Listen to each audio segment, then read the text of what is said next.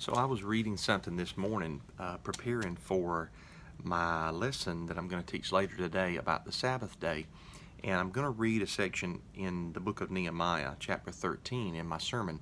And something came back to my remembrance about when I was studying about when does the Sabbath begin years and years ago in Nehemiah 13:19, which a lot of people have used to say that the Sabbath begins at dark, or like, for instance, maybe like 30 to 45 minutes after sunset, what we would traditionally call sunset.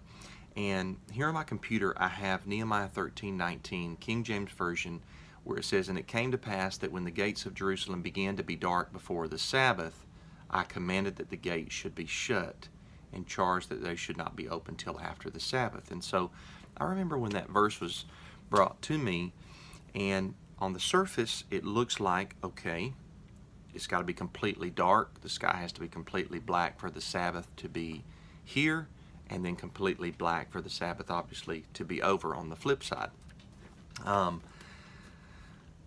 But I had a friend of mine, I remember we were discussing this, and a friend of mine showed me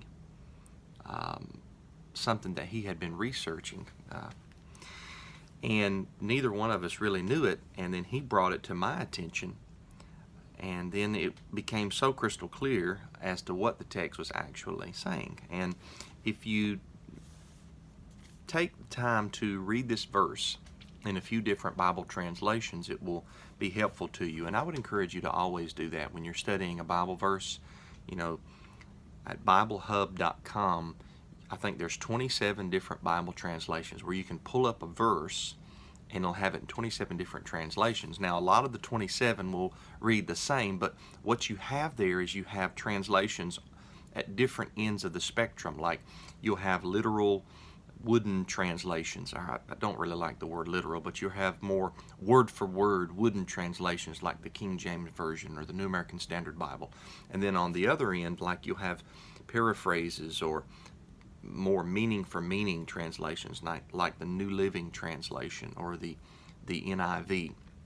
And then you'll have some that's right kind of like in the middle, which is what I use, the HCSB, or the Lexham English Bible, so forth and so on. So you get from different translations different ideas, different understandings, different ways of, or philosophies of Bible translation. And so, whereas we read, "And it came to pass that when the gates of Jerusalem began to be dark before the Sabbath," in the KJV, here in the HCSB, it says, "When shadows began to fall on the gates of Jerusalem just before the Sabbath, I gave orders that the gates be closed and not opened until after the Sabbath." Shadows. What this Hebrew word is tselel, and what it means is not like complete black darkness. It refers to a shadow that is cast by the sun off of an object. I remember one time, or several times, riding down the road, even last night. I'm keeping Sabbath now, but last night before the Sabbath arrived and the sun was setting, it had been setting since high noon. It starts setting after high noon and goes down until it drops below the horizon. But it was setting, and as it gets closer to the earth, it casts longer shadows. And if you look up, John Gill's commentary and Adam Clark's commentary and Rashi's commentary on the book of Nehemiah, you'll see that what's taking place is, as the sun was setting and getting lower to the earth, it would cast a shadow off these large gates that were at the entrance to the city of Jerusalem. And that meant that the Sabbath was drawing near. So the sun had not set, but the shadows began to be cast off of the gates into the houses and into different areas of the city.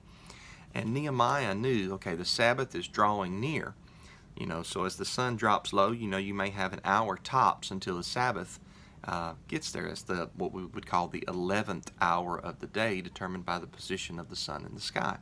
And so this is why Nehemiah commanded the gates to be shut before the Sabbath got here. It wasn't that the Sabbath started when the sun was still a little bit above the horizon, but he was guarding the borders of the Sabbath. But why would Nehemiah command the gates to be shut when the shadows fell on the gates or off of the gates there at the entrance to the city of Jerusalem?